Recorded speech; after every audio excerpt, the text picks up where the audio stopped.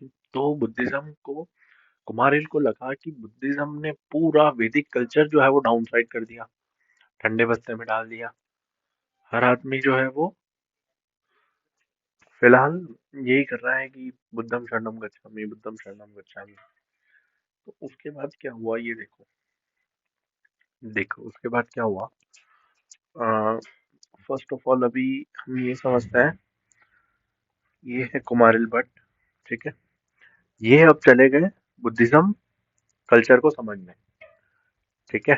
जहाँ पे बुद्धिज्म, इन्होंने बुद्धिज्म प्रणाली में समझ के ये पता लगाने की कोशिश करी कि इनमें लूप होल्स क्या है। ये बुद्धिज्म में गए, उन्होंने बुद्धिज्म का लॉजिक समझा, रिचुअल समझे, धर्म को समझा, और ये सब समझने के बाद उन्होंने बुद्धिज्म में ही लूप होल्स निकाले कि बुद्धिज्म में आखिर लूप होल्स है क्या। फिर उन्होंने बुद्धिज्म को सबको घेर लिया। आप समझ पा रहे हैं मेरी बात को, कि जब उनको पता चला कि बुद्धिज्म वैदिक कल्चर को डाउनसाइज कर रहे हैं, डाउनसाइड कर रहे हैं अपने लॉजिक्स के बेसिस पे, अपने सिद्धांत के बेसिस पे, अपने धर्म के बेसिस पे, तो उसी को काउंटर एक्ट करने के लिए कुमारिल भट्ट बुद्धिज्म के कल्चर को जानने चले गए। बुद्धिज्म को उन्होंने समझा, उनके धर्म को समझा, और ये सब समझने के बाद उन्होंने बुद्धिस्ट लोगों में ही, या बुद्धिस्ट धर्म में ही लूप होल्स निकाले कि आप देखिए यहाँ यहाँ गलत कर रहे हैं। और उन लूप होल्स की मदद से उन्होंने सारे बुद्धिस्ट लॉजिशियंस को चैलेंज कर दिया, सारे धर्म को चैलेंज कर दिया, और उसके बाद फिर से वैदिक रिचुअल्स को रीस्टैब्लिश करने के लिए वो निकल पड़े। अब बात ये हो गई कि जितने भी बुद्धिस्ट लोग थे, उन्हें ये लगा कि साहब यार, ये आदमी नहीं अब कुमारिल भट्ट उन्हें लॉजिक से हराए जा रहे हैं। मतलब ऐसा हो गया था कि अब बुद्धिज्म को कुछ ना कुछ करना पड़ेगा, नहीं तो कुमारिल भट्ट वैदिक कल्चर को फिर से इतना मजबूती से रीस्टैब्लिश कर देंगे कि बुद्धिज्म की जड़ें हट जाएगी। अब हुआ क्या। तो बुद्धिज्म ने ये चाल चली, चाल नहीं चली, उन्होंने एक तरीका निकाला। क्या तरीका निकाला कि उन्होंने कहा कि आपके वैदिक कल्चर के हिसाब से आप अगर अपने गुरु की निंदा करते हैं या गुरु को ही डाउन साइज करते हैं, तो ऐसे शिष्य को तो अपना आत्मदाह कर लेना चाहिए, ठीक है। और कुमारिल भट्ट यही कर रहे थे। उन्होंने बुद्धिस्टों से ही बुद्धिस्ट कल्चर सीखा, बुद्धिस्ट धर्म सीखा, और अब उनकी ही वो लूप होल से उनको डाउन साइज कर रहे थे। तो कुमारिल भट्ट ने कहा हाँ ये बात सही है, और मैं अब आत्मदाह कर लूंगा। तो तो कुमारिल भट्ट ने एक इम्पेटस दे दिया था वैदिक कल्चर को, कि हाँ वैदिक कल्चर में भी वो दम है, वो बुद्धिस्टों से लॉजिक के बेसिस पे भी लड़ रहे थे। तो वैदिक कल्चर की एक नींव रखने का काम फिर से कुमारिल भट्ट ने किया, और इसी से मीमांसा खड़ा हुआ। अब आप समझ पा रहे हो कि वैदिक कल्चर मीमांसा में इतना क्यों है, क्योंकि वैदिक कल्चर इस सोशल सराउंडिंग में, मीमांसा और वैदिक कल्चर इस सोशल सराउंडिंग में फिर से खड़ा हो रहा था, जहाँ पे बाकी रिलीजियंस ने अपनी अपनी जगह बना ली थी।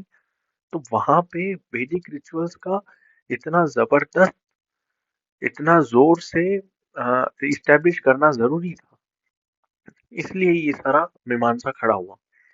अब आप देखिए कि कुमारिल भट्ट आत्मदाह करने जा रहे थे, उतने में उधर ही शंकराचार्य निकले थे घर से, अ, वैदिक कल्चर को समझने और उसे फिर से रीस्टेब्लिश करने की दौड़ में।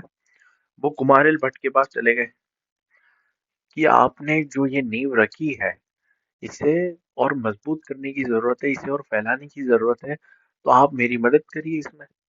कुमारिल भट्ट ने कहा देखो मैं तो आत्मदाह करने जा रहा हूँ, ठीक है, मैं तुम्हारी मदद नहीं कर पाऊंगा, बट मेरा एक शिष्य है मंडल मिश्र, ये आपकी मदद कर देंगे, तो आप इनके पास जाइए।